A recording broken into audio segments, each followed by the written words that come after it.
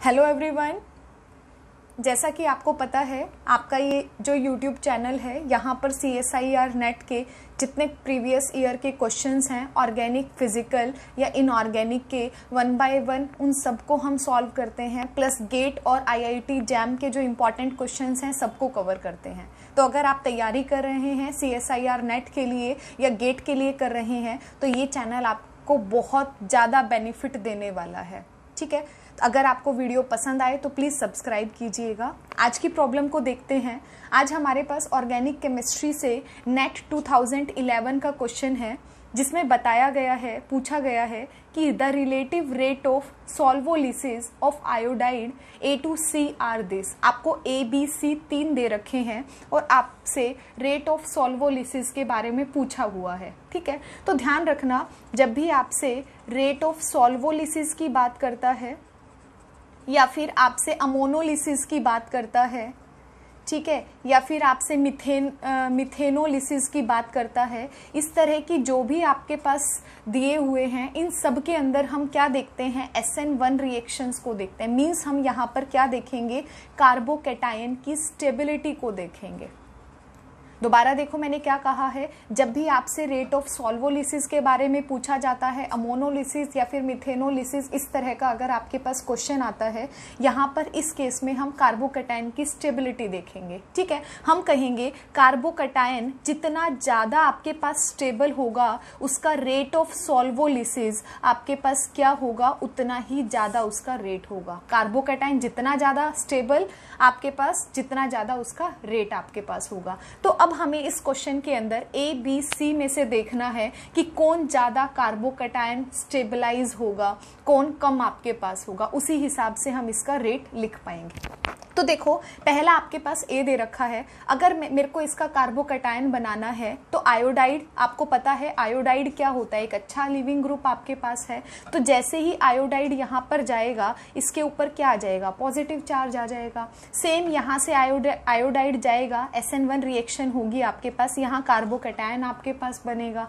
फिर आयोडाइड यहाँ पर जाएगा, SN1 रिएक्शन होगी, यहाँ पर भी क्या बनेगा, कार्बोकैटायन बनेगा। अब आपको ये देखना है कि इन तीनों कार्बोकैटायन में से कौन ज्यादा स्टेबल है। तो देखो जैसा कि अगर आप B को देख पा रहे हो, यहाँ पर आपके पास जो कार्बोकैटायन है वो डबल बॉन्ड के ऊपर आपके पास पॉजिटिव चार्ज आया है। ठीक है, और डबल बॉन्ड पर पॉजिटिव चार्ज हमेशा क्या होता है, अनस्टेबल होता है। तो अगर मैं ABC में से देखूं, A, B और C में से, तो इसका मतलब क्या है, B आपके पास क्या है, हाईली अनस्टेबल आपके पास है।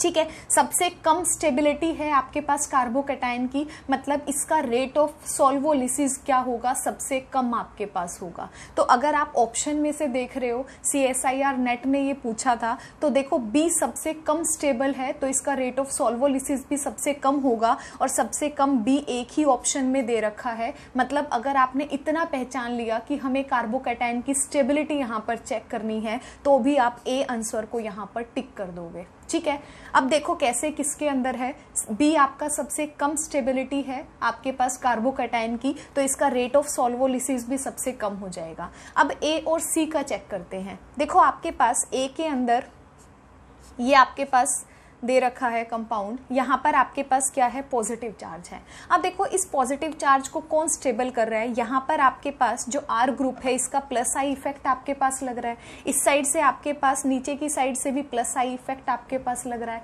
मतलब 2 प्लस आई इफेक्ट आपके पास लग रहे हैं, वो इस पॉजिटिव चार्ज को क्या कर रहे हैं, स्टेबल कर रहे हैं।